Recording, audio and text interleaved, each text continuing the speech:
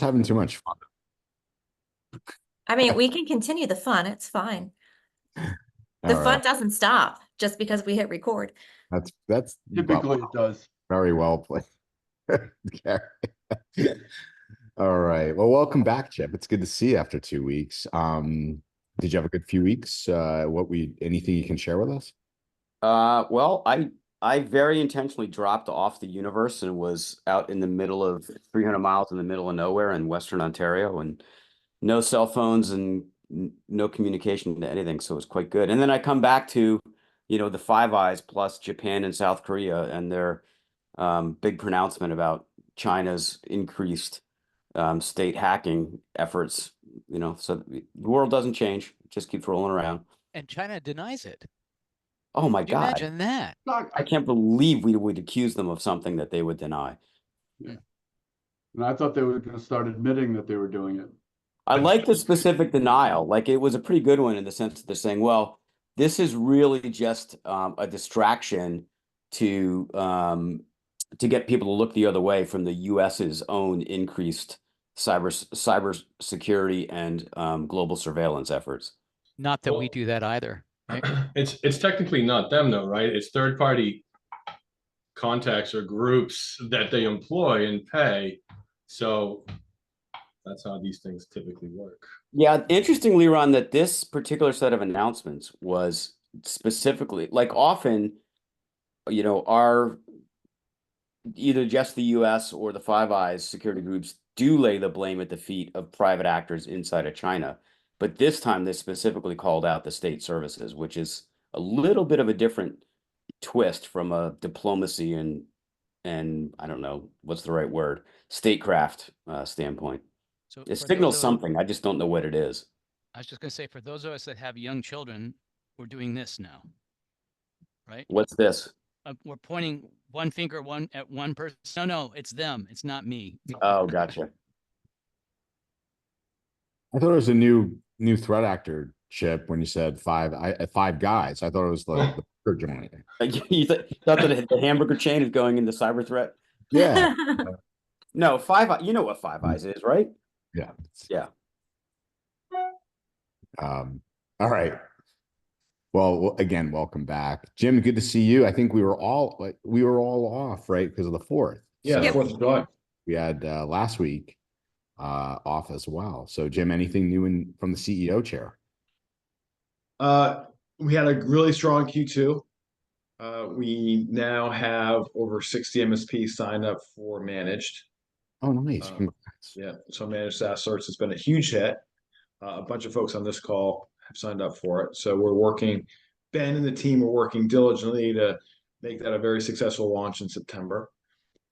And then we've gotten some really good feedback from some new SaaS Alerts partners that have been prospecting with SaaS Alerts recently. And during the prospecting efforts and giving them the reports, they found the compromise, which instantly landed them a customer and concluded the sales process very quickly and allowed them to go right into onboarding.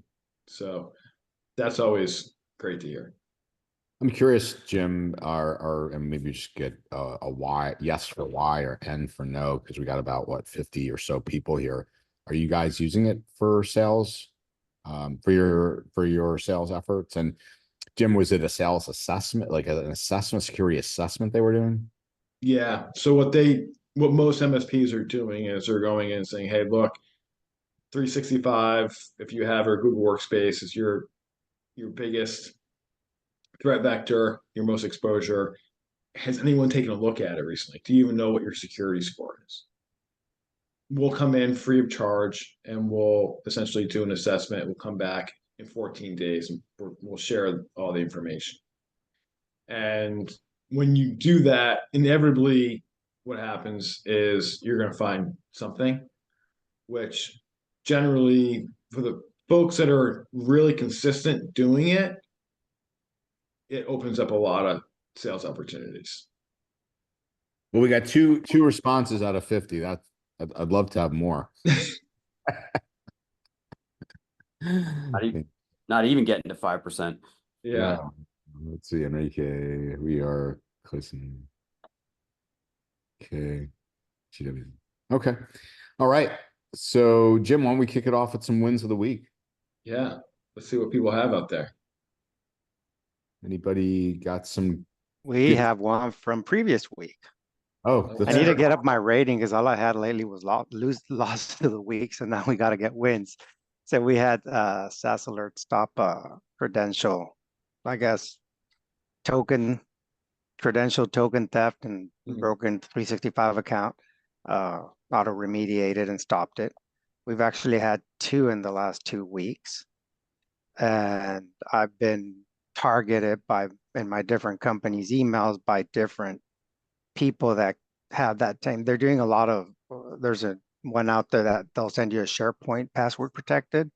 Up to there, everything's correct. You have to put your email in, you get the token from or the 6-digit one-time password from Microsoft. You open a OneNote document. Within that OneNote document are the bad URLs that people are clicking on and getting both password and tokens stolen from.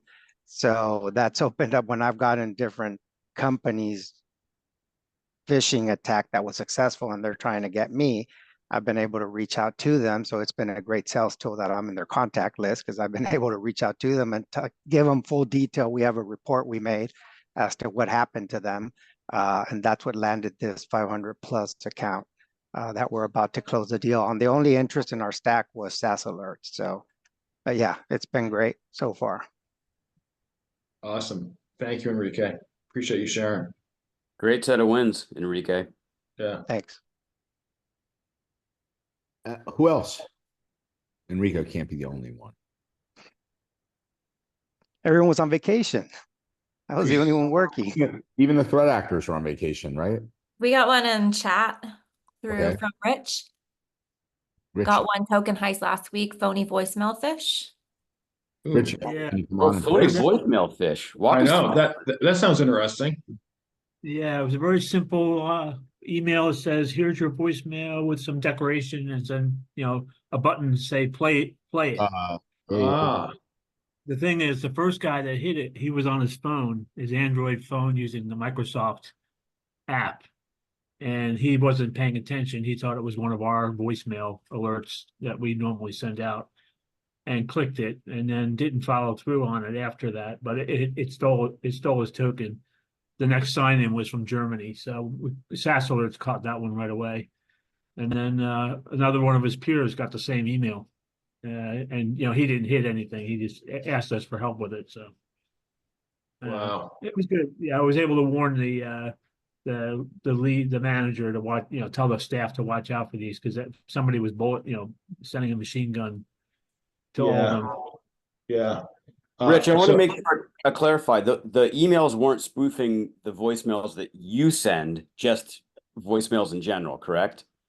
Just voicemails in general was a very simplified interface. Like it didn't have anything fancy on there. Ours have actually a statement that's from our company with our all decoration on it, so it's obvious that it's ours. But he wasn't paying attention. He just clicked it. He thought maybe it was a new interface or a new GUI or something, so he just clicked it. Rich, question though, was it multiple people in your MSP that got it? It was 2 people on this one client. So Oh, in the somebody, client. All right, in the Yeah. client. yeah. So I haven't seen it appear on other ones yet, though. We were trying to track down how a lawyer's account got cracked into, and he's not been able to answer me as far as whether he clicked on anything yet. So I'm suspicious that he may have gotten the same thing, a phone mail, because I tracked his audits in Microsoft and saw that he was processing some voicemail, email, subjects. So I was suspicious that maybe he got one too. Different account or same? Different account, yes, different account. And in this case, it's a Pennsylvania-based lawyer that the ISP was malicious coming from New York. And, a SaaS Alerts helped us discover it fast, but it was maybe a little bit too late to kind of stop the guy from getting in there looking around. So. Do you have a respond rule set up for that specific issue, Rich? we have the respond rule for the alerts for the risky and malicious IPs. Mhm. So the one from the lawyer and the New York one was a little bit early on, and we didn't have it set up just right to kind of, alert us fast enough. So it was, Right. my mistake. But Did the we attacker take partly, I'm Did the sorry, attacker we take any partly steps did to- get a SaaS, we did get a SaaS alert that said that there was a malicious IP. And I guess at the time we didn't dig fast enough to go, find out what was going on behind the scenes. Just one second, Andy, just one last quick. Rich, the one that I'm just curious, the one that had two, you wonder obviously was there, more of the like how big the company was, but you wonder like what kind of was it an access broker that had multiple emails and some type of database that were sold, and like what kind of company was it? Yeah, Ben was helping me with this, so he told me that it looked like a standard kind of evil jinx type of spray, maybe like Okay. somebody was just targeting domains and just picking a few and just Okay. Because the email, the second guy that got it sent it, and it looked roughly similar to the first guy's email, but not exactly. But it was a simplified voicemail. You have voicemail, hit play. That was all said. Andy. I Thank just you, wanted to Rich. say, I'm grateful for the Discord server, and I'm plugging it as a win. When I'm looking at the in the news pieces, I'm looking at what Benjamin's posting. It is really a valuable resource. Thank you, Andy. Same Appreciate here, that. absolutely, yes. Great. Thanks for sharing that. Yeah, Ben does a great job with it. And Rich, thanks for sharing your experience and your win. Jim, since Ben came up, not that, vaguely putting him on the spot here, but you mentioned manage early on and that 60 people, like where are we in the process? Ben's obviously rolling it out, and I know there's a kind of a window here of getting it stood up. Where maybe kind of enlighten us where we are and what's Ben's working on. Ben's working a lot, and it'll be ready September 1st. All right. He's Fair pulling enough. double duty right now. So no, it's coming along great. And some of the things I don't know, Ben, what do you want? I mean, you come up with some pretty cool things. You want to share anything recently protecting the innocent? Yeah, mostly just detection methods that we can apply to multiple clients at the same time, and stuff can be early warning, as well as developing rules. We've worked with several different clients that have experienced issues, and also the stuff that's in the news, and we're just setting up the detection for that. So it's a little early, but we're making a lot of progress. It's really Chip, cool. Chip, is it safe at this point to share some of the stuff that we were talking about the other day? If you want to share it in a preview mode, but it's not something that we have fully functioning yet. There's some hurdles that we've got to get over in terms of how we implement. So I'm not sure I would share it. Well, actually, Jim, everyone knows, I think by now, how you and I operate. I wouldn't share it, but if you want to get out on a limb, we can certainly explain what we're driving toward. Let's explain at a high level, and then we'll tease it out for next week where we can show it. Okay, so I'll tease it out, and I'm gonna intentionally tell Ben that he's not allowed to follow on to my tease out. He needs to just let it sit, no matter how much anybody tries to drag it out of him. Yeah. We'll credit Ben as part of his research for evaluating our entire data structure for trends that we can pick up, so that we can help the new, what we call managed SaaS Alerts team get sort of advanced early warning notice. And one of the things that Ben has picked up is he's detected a signature in our data, which we didn't really know existed before, which would allow us to actually alert on local network ransomware attacks underway. It's going to take some changes on our part to be able to turn that into a standard event and make it available as a respond rule for everyone to use. But I'm sure we will solve those technical problems, and that will be probably something even before we get to the launch of MSA that we'll be able to share as a template with the partner community, which we think is really powerful. Yeah, just additional functionality for no additional cost. Good combination. Awesome. All right. Let me take down my sharing and move over to Mr. Adam if he's with us. I'm here. Hey, Adam. Good to see you. Good to see you all. So I will show you one of our latest integrations here.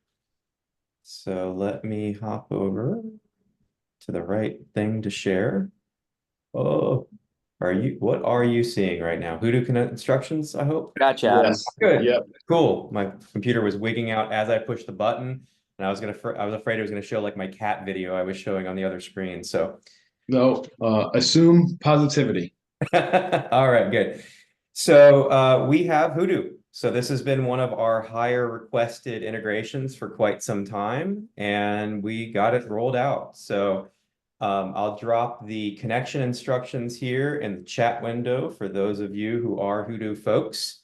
The biggest thing to mention is Hudu version 2.32 or later is required. They actually added an endpoint in their product for us so that we could do the things that we needed. And it didn't come until 2.3.2. So if you're running locally, you'll need to upgrade manually. I think the remote folks happen, or the hosted folks happen automatically. Right off the bat, you guys should all be familiar with this interface. This is what y'all work in every day. So I just looked over the last couple of days, filtered for Hudu, and you can see that we actually have events. Now, to make it easier to see, I went over to our settings page and went to customize alert severity and selected Hudu. And so right now, these are the events that we are monitoring within Hudu. There are two more that I want to get into the product rapido. The first one is sharing a password, and the second one is changing IP access control settings. And so those will come here in product speak soon. But today we've got your login, user created, user updated, exportation of data, password viewed, and password changed. There are some other events that I would love to get that Hudu is not logging yet, but I do have a good relationship with the product manager over at Hudu that is working quickly to get us the things that we need to do the things that we do. So Hudu's in the product. It will not jump out at you inside your add products page. You will have to talk to your account manager and have them turn that on, because right now we're considering it to be beta until we get enough partners running it that we know it's stable and happy and all of those things. So that's what we've got. Very, very cool. Any comments? Leron wants to know who his account manager is. I do. Always. Who do I talk to? Oh man. Andy Rose direct messaging me once again. Andy, I haven't forgot about you, bro. I know you want VSA 10. I know. Okay. It is on my list. I'm actually working on something probably a little more important and probably a little more exciting that I am like, can't talk about right now. But as soon as that one's done, I suspect VSA 10's in the mix here soon. Well, let's have Chip tease it out, Adam. All right, Chip, tease it out. Adam did that so well, like I can't possibly step on it. All right. And then any questions on that before we move to Amanda? Well, are there any events that Adam did not cover that you think are just blatantly obvious that we missed that we should definitely get in here? For Hudu. Who's using Hudu. for Hudu. Yeah, exactly. Who's using Hudu? Who's a Hudu user that could help us here? Yeah, while we're waiting for those to come in, I literally went into the UI in Hudu and clicked every single button there was, and I have a document that tells me whether it logs the information or not. And there are some items that are definitely missing that I'm working with them on. But Adam, you know who's a Hudu guru who does a lot of consulting, who might give us some insight? You know, Mendy Green from MSP Geek, and I am familiar of Mindy. I'm more Kyle Spooner kind of guy, but I know Mindy. he's a Hudu who's a Mendy Green, Ben. He knows the app. He does like a lot of consulting with MSP. He was with a big MSP for years as their CTO and went out on his own. Does consulting for Halo, Hudu integrations, Roost. Like he does all sorts of workflow and consulting work. So, you know, if we needed to tap somebody who really probably could give us some good perspective, I know Mendy would be somebody we could ask. Cool. So Cool. happy to I didn't see a lot of like Ys or ins in the meeting chat. So did we just deliver something y'all didn't want? Because the community voted pretty heavily on it. Yeah, didn't Chad's the only one who just I'm starting on it. Said they're starting on it. Yeah, Adam. Adam, do you remember how many votes it had? It was close to 50, if I remember the last time I looked. You know, it was definitely up there. So I guess everybody who wanted it just isn't on this call. I was gonna say they're all getting integrated with Hudu right now. So Yeah. Well, you got Chad and you've got Adam. Well, then that's good. I've helped you protect, you know, 2 MSPs and in turn at least 1,000 end clients, I hope. So Now we know why Andy Rowe thinks you've forgotten all about him. Using it, just connected it. Steve's also just starting. Brad. okay. You're out there. That's good. Okay. All right. Should we bring on Amanda? Hi Yes, guys. let's. So similar to Adam, we have a new integration with CloudTrail. And so that's what I'll show you guys real quickly. You can see my screen, hopefully. Yes. Great. So just like Adam showed here in analysis, I've specifically filtered just to show you the 2 events for CloudTrail that we have right now. So we have authentication failure and authentication success. And so these are the first 2 that we're starting with. These are available on production. Like Adam said, though, this is in beta, so you're not going to see it through the typical connection steps. You'll have to contact your account manager. I'll also provide the integration link here. Oops. To everybody in the chat. So if you would like to start using CloudTrail monitoring, you can from here. And that's about it from my side. Who's does CloudTrail appeal to anybody out there? Questions for Amanda while we have her. And if you don't know who your account manager is, reach out to Leron. All right. Amanda, did we get a lot of requests for CloudTrail? Is that what drove that integration? I don't believe so. I think we had some very specific requests for CloudTrail. Okay. All right. All right, Jim. So let's get in on anything else we want to talk about before I go into today's topics. No, I think we're good. Ready to go. All right, let's do it.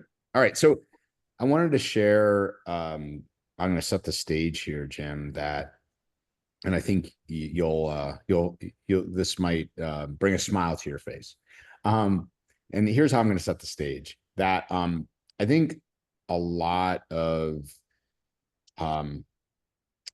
the content, right, on cybersecurity attacks has not intentionally necessarily, but and I just like feedback. If you could be my eyes, Amy, to chat, because I can't necessarily see everything, but has become somewhat FUD based. And again, like not necessarily that we're trying to, but you know, there's so much of, you know, bad things happening. Like Chip said, I came back and, you know, nothing's changed. You know, it's more of the same.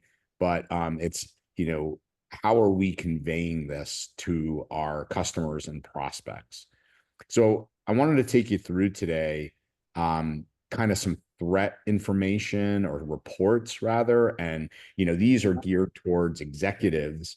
And I'm going to share some insights into one of the world's, I would say, greatest sales authors and keynote speakers in the subject momentarily. But first off, does that resonate with everybody that, you know, because it's like The Incredibles, you know, when everybody's, you know, special, nobody is, you know, there's so much of the same noise going on. So people are starting to tune it out when it's about the large impacts it's having. And is that resonating, Jim, and what I'm saying?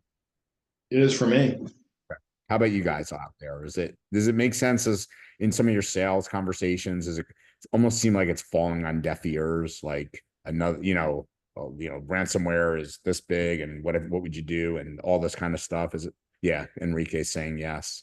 It's I'll tell you what I've noticed, Andrew, is that a year ago, or certainly 2 years ago, it was a real stigma if your company was hit by a ransomware attack.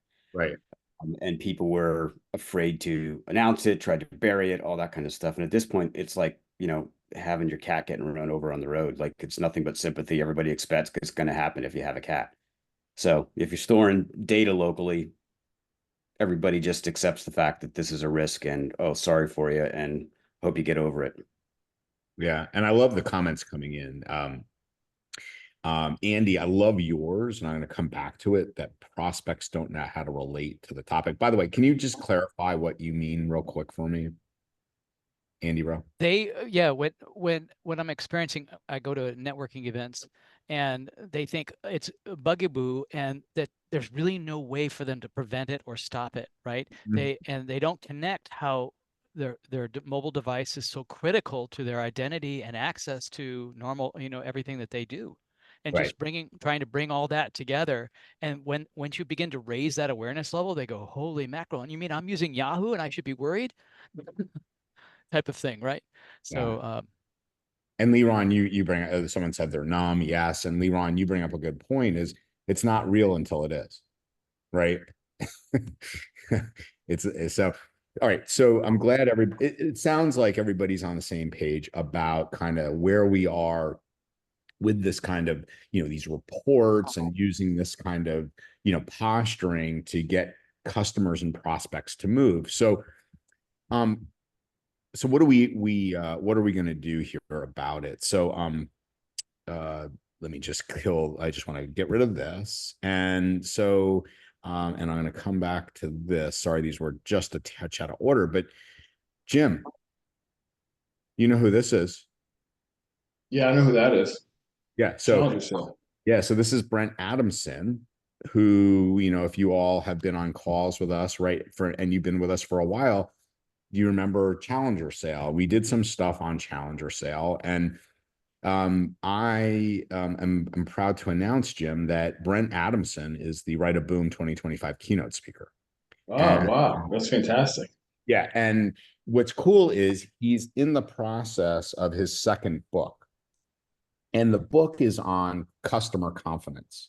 And I just want to set a moment to set the stage here of what customer confidence is about. And it's really I find this stuff fascinating. I geek out on this, and I will do my best to kind of give you guys a prelim.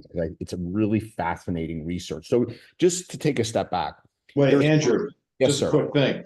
Yeah. Did you just give us a scoop, by the way? A scoop on the Run a Boom speaker? Like, was this public before? Yeah, it's a secret. Yeah, no, it hasn't been announced yet. You guys have the inside scoop. So it's a scoop. We just scooped it. Yeah. You guys have some inside scoop. It's just like what SaaS Alerts does for our customers when they have cloud breaches, right? we get Amy, sued. call the Washington Post. I was gonna have Chip do this, but you know, because he does a much better job at the briefings, Jim. But, But great get, by the way, as a speaker for Retta Boom. Good thank job. you. Thank you. And because we're gonna do 2 tracks this year, by the way, Jim, a Yeah. full track, Mhm. which Don Strand and team, 6 workshops of technical hands-on training. And then there'll be a sales business track for executives and owners and BCIOs and BCIOs, etc. Anyway, so what's really fascinating is, unlike, you know, there's sales trainers out there that are very, you know, pumped up, and, you know, there's techniques in this, that, and the other, and there's nothing wrong. There's a lot of good sales trainers. What's fascinating about Adamson, which I've gotten to know him, is he's actually first a researcher at heart. So over the past 4.5 years, with all the success of Challenger getting bought by Gartner and spending 3.5 years there, when the pandemic hit, and as things, obviously things change when you get bought and all that fun stuff. You know, for years he looked at, you know, things through the lens of the salesperson, right? Controlling the sales process.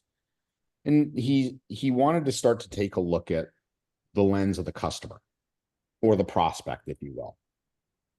And what he found out over the past 4.5 years with, you know, just like in the Challenger where their data sets are massive, he has a massive data set now on customers and prospects buying behavior. And I'm going to ask a question. So when we're in a sales cycle, right, Jim? Yep. You can buy something, right? The end result could be a buy something. It could go with, you know, the competition, or it could, you know, be something else. Mhm. So do you know what the #1 outcome of B2B sales is over the past 4.5 years? Biggest outcome? I know You're in a this. sales cycle. You're in a sales cycle. What's the outcome? No, One no outcome. decision. You got it. Yeah. No decision. Yep. And what he found was the biggest reason in all the research and thousands of interviews and all the stuff he's been doing is based on customer confidence.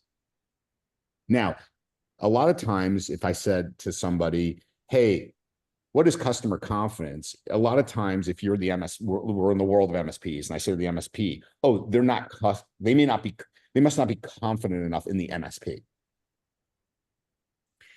Ironically, it has nothing to do with that. And so, Andy, you probably in your comment had about as close to the point I've seen. And what Adamson's found out is that, Jim, it's the lack of confidence to make the decision. And there's a bunch of variables that go into that to make a good decision that, as sellers, as trying to get people to buy our services, we are myopically focused on trying to get them to do what we want, right? You should put in MFA. You should use these security tools. Oh my God, the boogeyman's coming, right? We're going to have this big data breach, and here's all the things, right? And as Andy said, Andy, I'm paraphrasing you, but I think you said, like, because they can't relate to that, in essence, they're not confident, are they? Right? If you can't relate to something, right, Yeah. that inherently says you're not confident. Right. Right. So, question so far, am I giving the backdrop well enough, Jim? Does that make some sense? It makes sense to me. I've also read the book and, you know, appreciate the book, but Well, again, so this book is That's the new book. yeah. Well, I guess I understand the whole premise and kind of where he's coming from, the data he's probably been able to collect through his research. Yeah. So here's where I want to take today's conversation. And that is, there's a URL I'm going to share in chat. Gary did a really good job on the cyber call this past week. I'm going to put this in chat. It's a 3-minute role play that he does, but he does actually, and this is without me prompting him or anything. By the way, does that work, guys? that URL? Yeah, okay, it does. Don't all play it right now because you're not going to hear anything I'm saying, or you can play it right now and not listen to me, one or the other, Jim. But he does a really good role play. And we did this on the back of the 3CX compromise. If you guys are familiar with that, the car. Have you guys all heard about that? The automobile platform, dealer automobile. Jim, did you hear about this, Chip? CDK. Sorry, CDK. What did I say? Yeah. 3CX, you said. That's all right. That was the other CDK. one. Yeah. Okay. Where the line of business app, like literally, so the premise that we've done over the past few weeks on the cyber call was, could you operate your business, right, without your core business application as an MSP? So let's look at this now through the lens, now that we've kind of started to think about this and how we could maybe talk to our customers, or should I say, prompt our customers differently. And as always, Jim and Chip, I'm hoping this will be interactive and that it's not me just saying stuff and people aren't one of the clients. Oh, wow, Rich. Me telling you guys, I want you to think about this, how you can use this in your business. All right. So here's a real world, very similar to CDK, right? This company, their manufacturing line of business app was compromised. They were down as a massive, like, billion-dollar company. So we could go in there ahead of time and have said, all the things they were doing wrong and, things that they should have, controls they should have had in place, et cetera, et cetera. Now, often, right, that typically doesn't result in what we want, right? Because either A, we're confusing them more, or people don't want to be told what to do. Fair? Fair. So, the questions maybe we can learn from this is, and, kind of think about this guide that we're going to build, this guide and hand it to prospects. Now I say maybe physically, maybe it's when I say hand it to them in your questioning, or maybe you build a guide. Here's the top 10 questions you need to ask your company, right, to be better prepared, right, to work with a managed service provider. So, question, versus FUD. We can tell them all about the bad things happening with ransomware, or we can say, hey, curious, Chip, does your organization have a plan to operate without, your line of business app? Now, first off, if I'm asking you that, Chip, is that threatening in any way? Am I questioning your ability to run your business or anything? I'm asking you that question. Have you guys, worked through that process of operating without a computer, your systems and line of business app? Right. Yeah, my experience with the answer to that, I mean, my answer to that, Andrew, so I know the straw man isn't me, but my experience asking that question in the past, you get one or two reactions. One is pretty defensive, which is, yeah, of course, we did it before we had this app and we know how to do it again. The follow on to that is, when was the last time you tested that scenario? And it's going to be, I don't know, 5 years, or they just don't know. And the other is somebody that goes, oh my God, I never thought about that. Like it's always worked. It will always work. It's like the sun shining and it's always going to be there. Why would we have to consider it? Yeah, exactly. And this is where stories come into place, right? You might get someone defensive and say, oh, wow, Chip, I didn't mean to, make you upset. The reason for my question is we just had, let's say I'm Rich. We just had some customers, right, in the automobile industry, literally go offline for 2 weeks. So we're going out to our customers and starting to ask them, do you have a plan? Have you thought about it? Have you brought all the key decision makers into place, right? So again, this is not being prescriptive and saying this is what everybody has to do. This is the idea of coming at things differently, of asking questions. Have they done this? Versus telling them about the bad things that they haven't done internally in their, computer security or, hygiene. Does that make sense? It does. Okay.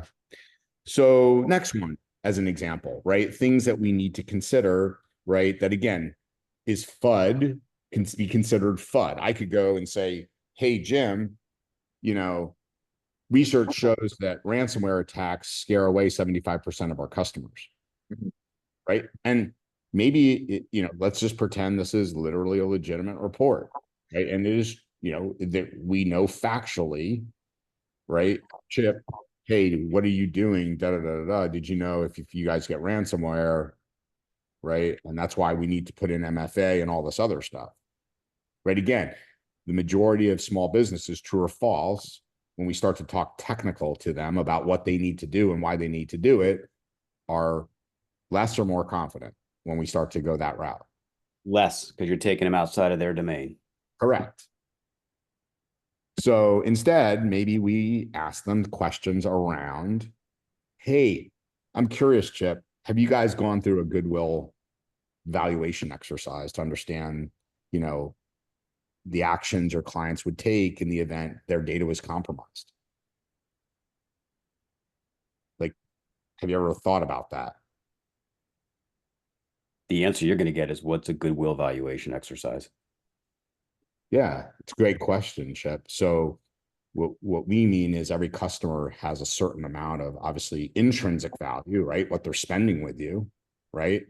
And we know that keeping a customer is a lot less expensive than getting a new one, right? So over time, not only do we have the ARR that customer is bringing you, but, in the event, you lost that customer, right? They tell other people, et cetera, et cetera. So there's goodwill that you've built in your reputation, right? All these years keeping these customers. So it's my term for really kind of saying, what's that customer worth to you? If there's not an actual, maybe, dollar figure, but what would the impact, have you guys thought about the impact if, let's just say you're a law firm and you have tons of, IP data, right? Intellectual property that you keep, in your cases.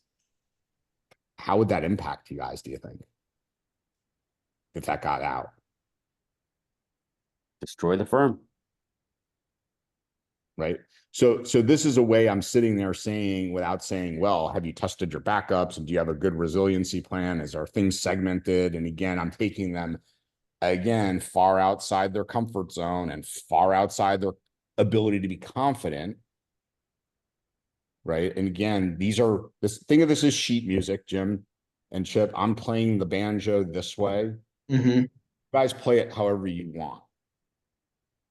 But it's coming at the impact, the end result of, in this case, we're looking at a ransomware, right, event, right? And, double extortion, right? You're locked up, but I've also now exfilled your critical data of your company and your customers, right? What might that look like? And have you thought about it? Do you have any comments, Aim, or any questions so far? Nope. Okay. And again, this is hopefully, spurring. Is this helpful, by the way? Let me just ask that for everybody. Any yeses or nos, just real quick. Enrique, yes, good. Glad to hear. Okay, good. Glad to hear, guys. Okay. Lots of yeses. All And right. then a couple of SaaS Alert specific questions in here from Andy, if somebody more technical than I wants to jump in. Yeah, I see Andy's question. Okay. All right, perfect. All right, so then, here's another one. Again, not everybody, Andy, you're in the medical field, so maybe now there's not a lot of IP, right, with physicians and stuff. Theirs is going to be very, in your case, much more,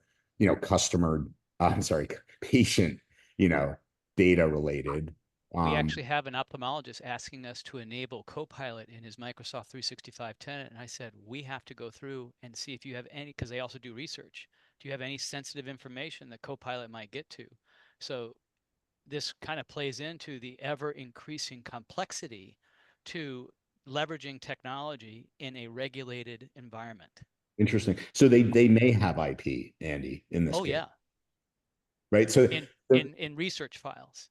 Right. So maybe it'd be interesting, like, again, I'm not telling you, Andy, but it's easy to play Monday morning quarterback, right? And say, well, we need to look for sensitive data in there. Say, like, to be more curious and go, hey, I'm wondering, like, if you were searching in all of this research, is there any like intellectual property in there? Or just patient information. Yeah, right. Yeah, anything in there like that could be sensitive, that, and it just let them gain the confidence, Andy, is what I'm trying to say here. Right? Instead of us being like, we need to look, right? Hey, I'm curious, is any chance there's this or this or this in there? And let them start to connect the dots and go, oh wow. And then you can say, hey, look, I'm curious, are there other folks in the ophthalmology firm that might have insight into this decision about how that data is accessed? Are there other people that are going to want to access it? And this is the thing that Adamson also talks about, is the whole decision, or the lack of confidence in the decision-making process, right, Andy? It's like, we're talking to this one person, right? But are there other folks, right, that also need to be confident? And have we evaluated, collectively, other alternatives to, hey, you're looking at Copilot. Is there a reason you're just looking at that AI tool? Is that the only one you'd ever look at? So we're starting to look at, like, not trying to go right for the sale, but we're being this resource that's giving them tools to become better and better consumers, right, when they ultimately make the decision. And as you do that, the research shows they're gaining inherent trust in you, that you're giving them the tools to make them more confident. And I heard this snippet from Adamson, and I'll let you chat in a second, Andy. He talks about, when you think about people you want to be around, right, don't they make you feel good? I know it's a silly question, but he asks it. Right? If you think about the people you want to hang out with, they make you feel good. Well, why do they make you feel good? Because they make you feel more confident. Right? They protect your ego, right? They ask questions. They don't criticize you. They don't throw things at you that might make you confused, and they give you grace, et cetera, et cetera. Hey, that's an interesting question about using Copilot, Andy. Why that particular tool? I'm curious, right? And what I'm expressing here is that they don't know what the risk is. It's kind of like, if you go to a doctor and you're struggling with high blood pressure, what are the risks? I don't even feel it. When I first went, when I was hypertensive, and I said, I don't even feel it. He says, you can't feel this. This is kind of what is happening with technology from a use case for information workers or skilled, you can talk physicians, right? I want to use this. I want to explore it. Well, there's danger here. And how do we make you aware of it? It's kind of like it could be a hot stove type of thing, right? Yeah, and the high blood pressure is an interesting one, right? Because again, as a physician, you could go, let me tell you all the bad things. If you're hypertensive, right, that means your arteries are it's a big risk factor, right, to hardening of the arteries. And then the next thing that can happen is isn't it the same thing we're saying as a ransomware attack, right? And if this happens and you don't have MFA, and if you don't have this control, you're going to have a heart attack. Instead, it's like, hey, so you I don't even know it, right? Yeah, right. But instead, it's like, hey, Andy, I know you're young, but would it be helpful if I kind of walked you through some of the risk factors that people your age that don't even realize it can actually get, and don't even understand how they get them, so that you can be better informed about what hypertension is. Would that be helpful to you? Sure. And right? Doesn't that feel a lot different than me telling you you're going to die if you don't change your habits? So, but this is an interesting one of IP, and I think a lot of companies forget about this one, right? Andy, you bring up a good point that, maybe a lot of physicians and that, oh yeah, we do have a research arm, right? But IP is another one, right? Where there's a lot of things that I think companies necessarily have. Curious of the MSPs out there, have you guys ever run into that where, you're like, holy crap, I didn't realize this company has all this IP. Anybody ever run into that?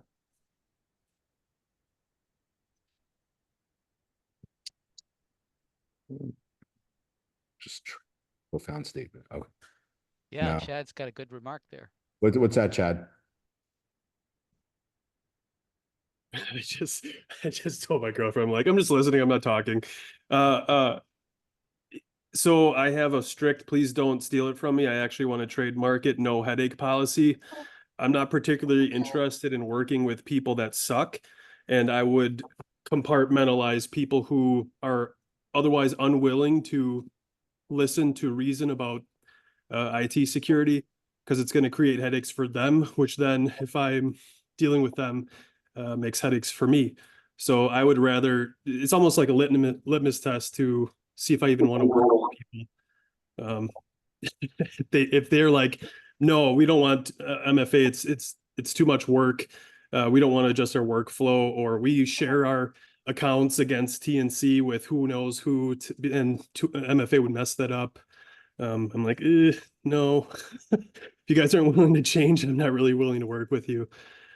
Which is easy for me to say because my business doesn't pay my bills. So I'm in a unique position, and I understand other people in some cases have to take on clients and deal with some of this stuff until they get into a more comfortable place financially.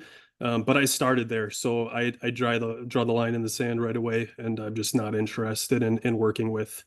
I want nice, happy, friendly people too, but the security portion of it's important, that everyone falls in line if I'm going to work with them. Well, I think that's important. I mean, even if, your business, for those that need the business to pay their bills, it almost acts like, in the right situations, a negative close. So if you're saying to somebody, look, you're just not our customer because you're not willing to do X, Y, and Z, in some cases, right, that will motivate them to do X, Y, and Z, because what they realize, wow, if someone's not willing to take us on as a customer because we're not doing these things, maybe we should do these things, because they're basically saying, we don't want your money. So in some cases, back in the day, like we had strict, when I was at Thrive MSP, we had strict minimum requirements. If you didn't meet these minimum requirements, we knew that you were going to be a massive headache for us. And we would say, look, we can't take you on as a customer until you meet these requirements. And I would say about 25 to 30% of the time, we would get people to say, you know what, you're probably right. We're willing to do, X, Y, and Z to meet those requirements. No one's ever actually told us this before, so we should do it. So either way, you win, right? You get a compliant customer that you want to work with, or you essentially don't get them and you relieve yourself from future headaches. You dodge a bullet. Yep. Yeah, Jim, I think there's always, I think, a time and place for a negative close, a walk away close, no doubt about it. I just think it's also in our best interest to become better at sales. In other words, Gary says this all the time. More than often than not, it's our fault that they're not changing, meaning we didn't do our job in the sales process, right? It's easy for us to say, well, if you're not going to do this, I'm not taking you. Again, I think there's a point there is a place for that. I'm not saying there isn't, but I'm saying if we haven't done our job in the sales process to get them, in this case, we're speaking about customer confidence. If we haven't do we really understand first, if Chad's gone through the steps in this case, and again, he might be, like he said, is in a different situation, but for businesses that do need sales, right? Have we actually gone through the process and really gotten our customer? Do we feel are we telling them, or are we educating them and helping them with becoming more confident in the decision-making process? Mhm. Right? That's all I'm saying. That Yeah. yeah, you can do that, and you should at a certain point, but only after you've done your job in the sales process. Right. Totally agree. Yeah. So, yeah. So this one, like in a different way, and again, this is a buzzword. So I'm highlighting this. This is not necessarily the word I would use, but I'm using it with you all. That, questions versus FUD. That, for IP, in this case, Andy, maybe it's, take Copilot out of the question, but who are the people that actually have access to that intellectual property? How do they have access to it?